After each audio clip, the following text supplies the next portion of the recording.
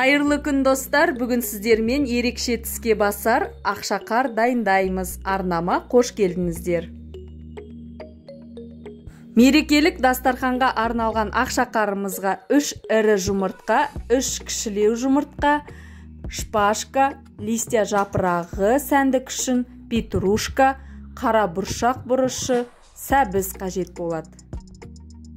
Ең алдымен жұмыртқаларымыздың барлығын астыңғы бөліктерін алып тастаймыз, тарелкаға түзу тұру үшін.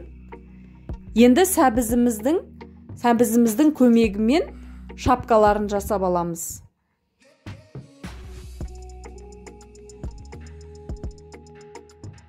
Осы піскен сәбіздің көмегімен тұмсықтарын жасаймыз.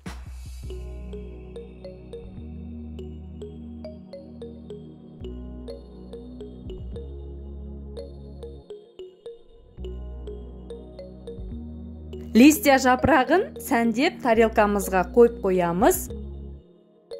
Енді осы жапырағымыздың үстіне асты ірі жұмыртқа, үстіне кішілеу жұмыртқамызды салып, ақшақардың формасын келтіреміз.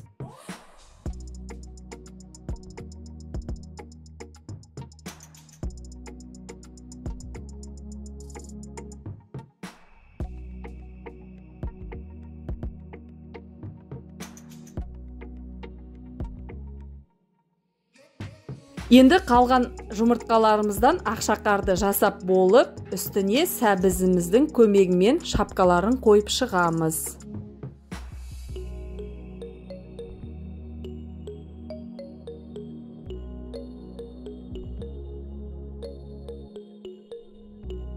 Осы сәбіздің көмегімен тұмсығын жасаймыз.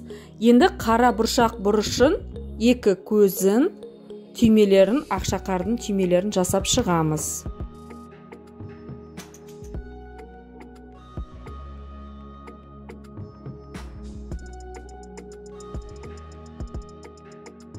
Петрушканың көмегімен ақшақардың екі қолын жасап шығамыз.